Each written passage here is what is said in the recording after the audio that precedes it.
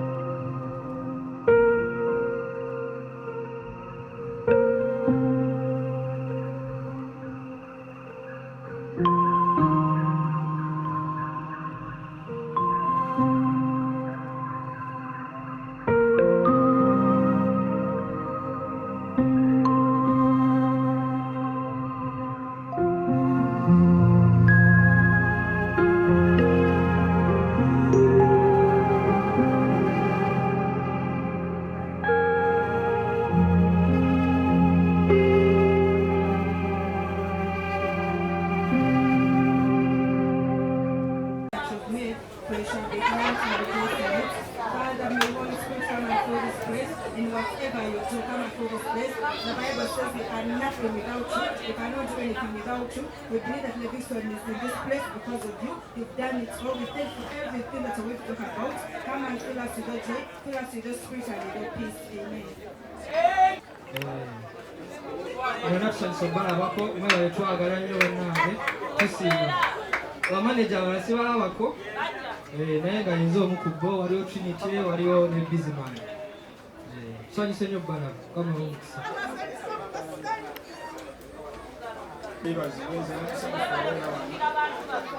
twebaza mukama Levickson wa President of Kosovo atuuse bulungi Ambassador Tony Banyen ne muyimbi Kama yebaziwe muzire mu Kosovo mukama yebaziwe amanga mtalenga price omukigo mukyaginge bana njagala kuwulira akalulu ka Kosovo President Levickson njagala kwebaza mukama olw'ekisa kubanga nze mukyala muyimbi asobole okubeerawo yo mjebaleko ya bakaitaka eri bulamu akasizana nnyini bulamu ebiguma kakulayidana esegera bani mwabalema namwe n'okubeerawo papa will be back mukama yebazibwe zebatuka Don Emma nange ndi musanyufu okulaba muganda wange Levickson Yesu yebazibwe Hallelujah Yesu yebazibwe nange yebaza mukawane address the president waffe omukumi abalungi Hallelujah Yesu yebazibwe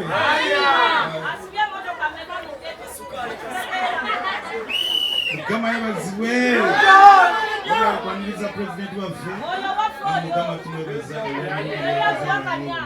mukama wamukisama amanya abantu talijo mufanga tuli balamu abantu abamu balinnya ennyonyi zikurashinga ne bafa naye Katonda atulaze atukuumye nnyo ate nga era tubadde tukozesa n'ennyonyi nnyingi kuba tutambudde mu nsi nnyingi naye nga sinaba kwogera ku ebyo njagala ffenna abantu bange ab'e Kosovo mukubire bano abasajja bano n'omukyalo ono engalo z'amaanyi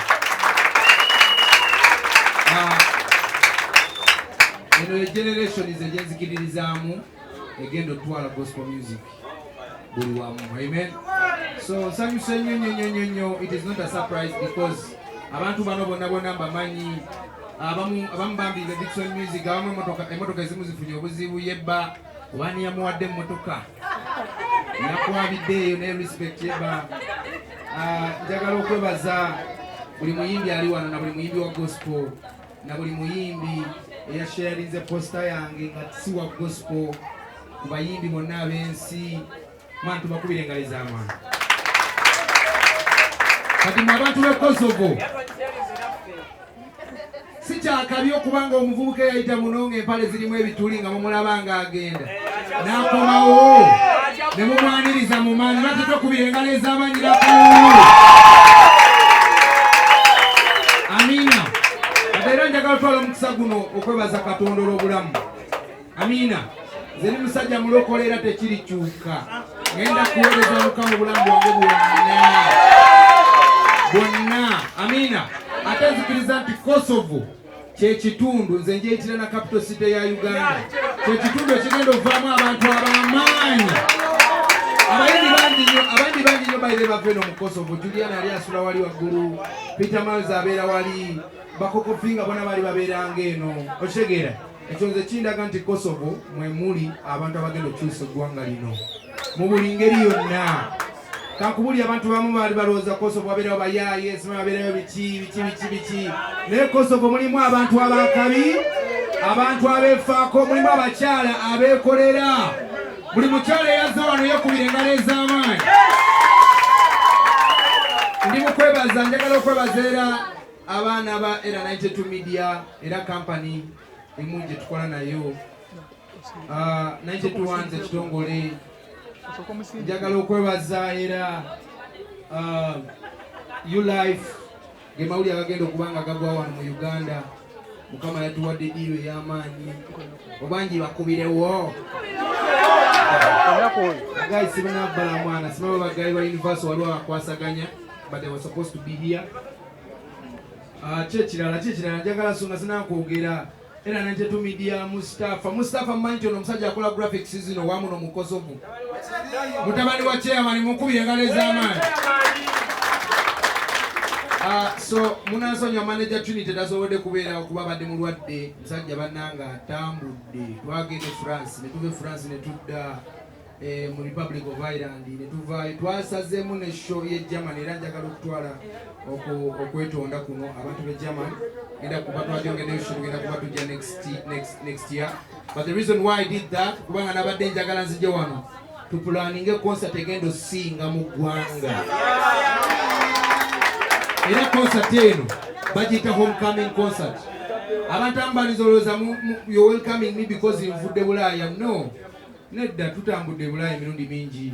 You're not welcoming me because nawangula Global Award. You're not welcoming me because nawangula Eastern African Artist of the Year okuva USC. You're not welcoming me kubanga mpangudde show, mpangudde awards eza East Africa emyaka ena. But you're welcoming me, abantu Kosovo, you're welcoming me because kyekiseera mwenna abamanyeeyo okubazaayo akazanyo we katandikira. Akazanyo katandikira wano. Era abayimbi bangi nnyo bali bankubira ne bangamba naye eyo step gye wakoze yakabi. Era abantu ba Kosovo mugenda kulaba ku buli muyimbi gwe mwali mwegombyeko okulaba. Okitegeera? Okitegeera? So njagala okubebaza mwana ennyo. Naye abantu ba Kosovo mwenna nga mumbiriivingira mukanabo mukono gumbwe guti. My vision is far bigger than an office. I want you to quote that. Abantu ba Kosovo vision yange nene nnyo okusinga okutula mu office. Naye ngenda kusavinga abantu ba Kosovo mumanyi kye tukola wano. Sigenda nnyo kubimulisa. Naye nga bwe tubabeereddewo era tugenda beerawo tulabe nga Kosovo ekyuka. Nimba right? Okitegeera? So abantu ba Kosovo njagala mwenna nga mubirivingira mukubire engalo ez'amaanyi bannamawulire bano mwana.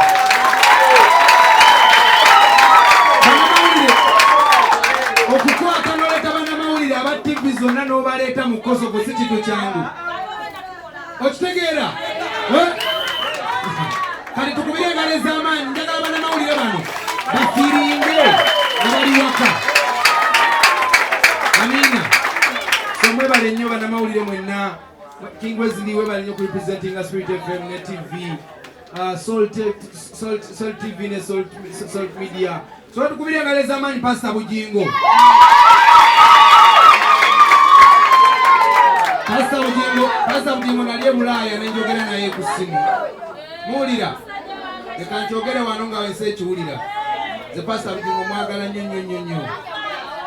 Nali e Bulaaya musajja oyo n'ankubira mu basumba bonna ab'e Uganda.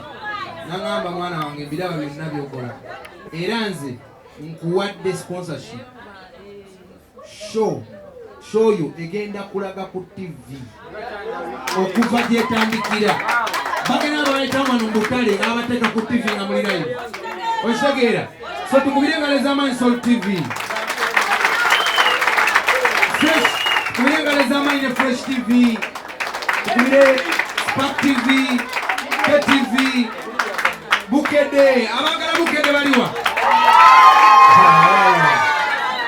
kati waliwo ne bano bakyali bange bo nga beekolera TV zaabwe nga zo zaabwe era nga bamaanyi oitegeera kubirengale z'amaanyi Smith bannange kasajja kakabi bambi kaagala nnyo gospel music.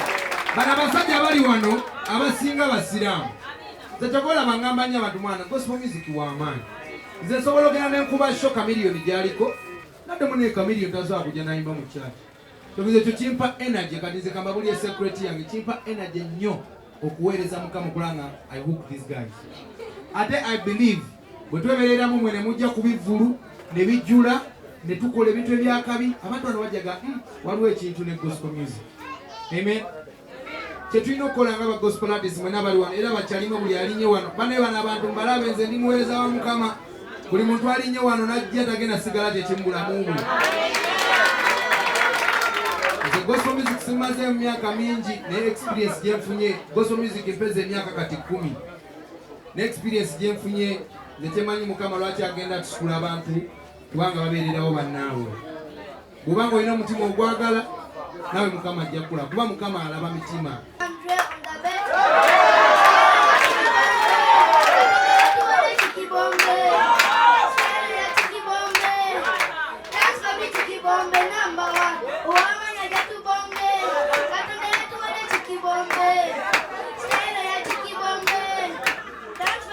Bombe number 1, kwele kabyona yoliko. No matter what, byona yoliko. That's to the beat to the flow. Ono yekaya yoliko. Ono yekaya mishungurula. Byona ena kusiba. Fire, fire, oh. Fire, oh. Minori fire, oh. Manila so fire, oh.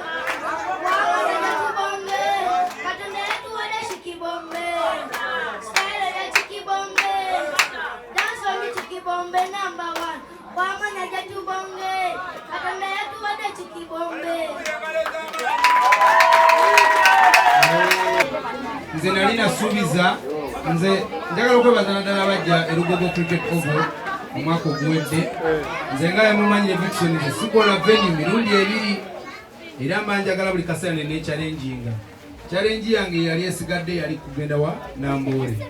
Era ng'ennamboole mbasuubiza Chikibombe muwulira mulimu Namboole n'ogijuza kati ng'ate nvaawo nga ngitwalawa.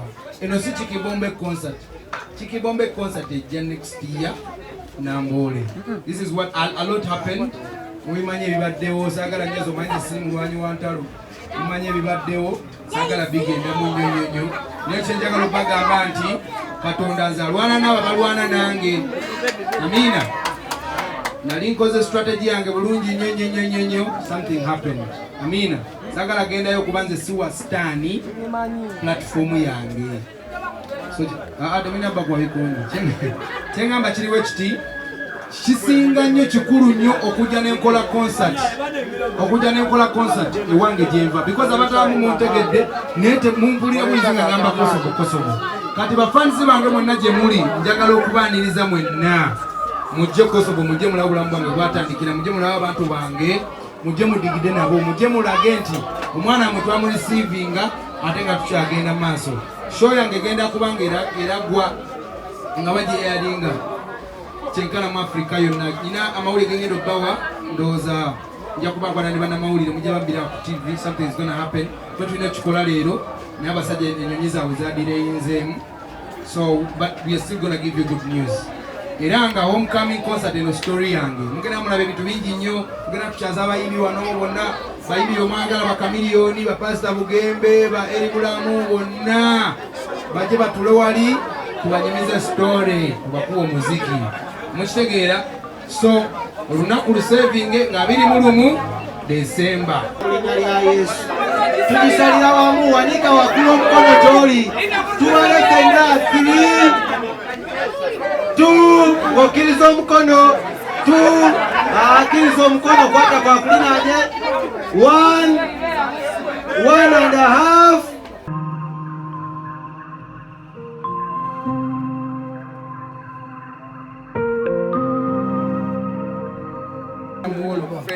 ya BBC erinnya lyange Samsung Edge 7 on the table. kubanga nakuliranga muno alajja Kosovo kubanga nsosituka n'ennyenda n'empulizibwa ensi yonna n'okuba nti gospel music it was mu history ya BBC I'm the African artist gospel artist omuntu yenna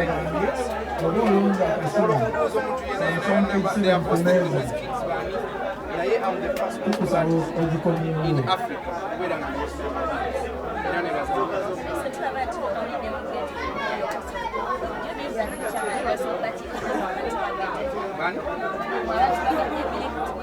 omanyi olonze Samsung H7 kumeza wano ulina ekirabo wezikomyawo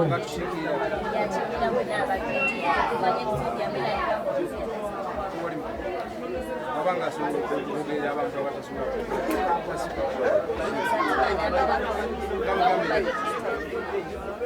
wabanga ghetto youth era jategeerere so zisina mutawana na bucha manyi whatever you get kama mwomukisa amukume atali afosime change mungu eri abantu bisibimanyi mungu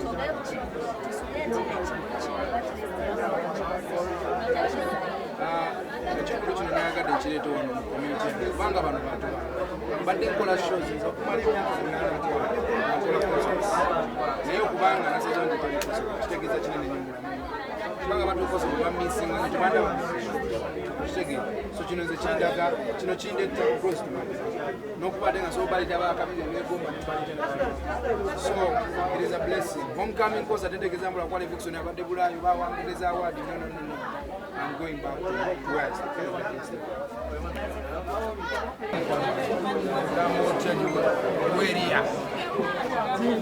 Vixen bafani bagala okumanya wabadde mu nsi ki era wamaze ebbanga nabadde mu Republic of Ireland nakuba mu South and North era nga mbadde ne shows bingi nnyo Lisbon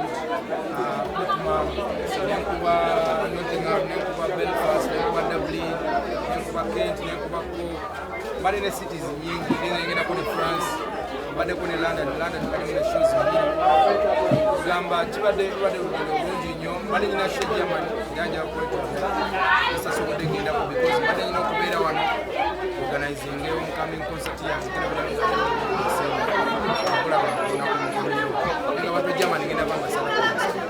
kawulidde nti wafunyeko aba BBC bakuyiseeko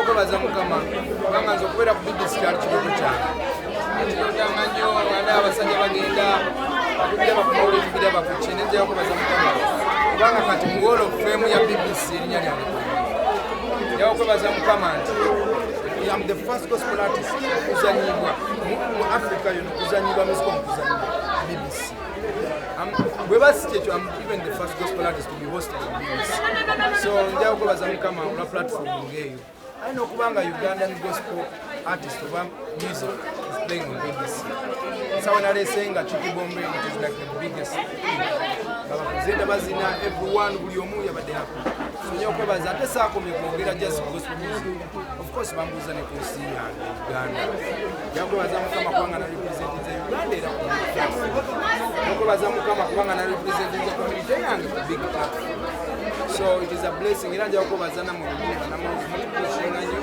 osanga bano abasajja bye mutuwandiikako by the way because they had to go through everything nebampandikako era njagala okubasaba mu bannamawulire bannange abayimbi bano ebintu bye bawandiikako bebafecting eyo sibalimba era kino kankyogere so tubeere tweyagalize tulabe nga fenani tuwagenda eri mu nsi because bayitamu webati so njagala okwebaza abannayuganda kubanga gospel music mumwagalira okay njawufudde kano omukulembeze ye n'agamba yali emu ku biggest achievements ze bangi bavuddeyo bamucriticizinga bala bamuapplausinga tekyo ku nsonga eriki okulaba omukulembeze believe me ono nga tujjewo siri politician nga tujjewo akawandiiko nakonna it is a big achievement you understand omuntu yenna ayogera oba alemesa edikenzo okulaba president sikirabanga that is a very big achievement. Any achievement someone feels omutima gwe kino akituukiriza kirungi n'omuntu yenna nga gwe munandibaddeyo n'omiitinga omusumba okitegeera oba omusumba w'amaanyi oba profeta w'amaanyi. I think it is a blessing.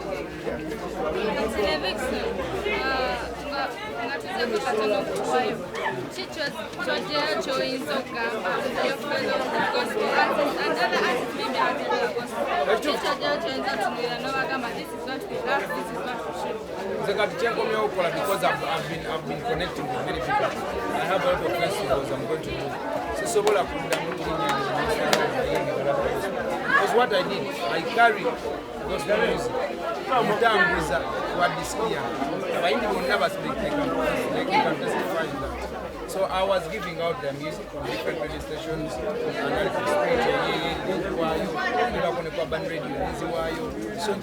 next time, I'm not the only gospel artist who's going to take it there. Because it's a chance to go for famous. A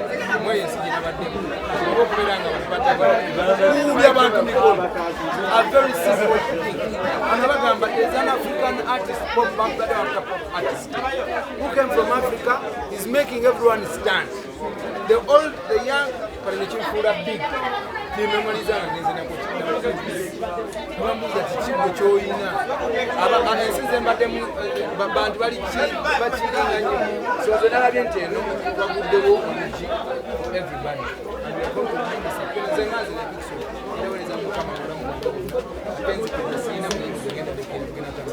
Are we looking forward to any collaborations? Yes, that was a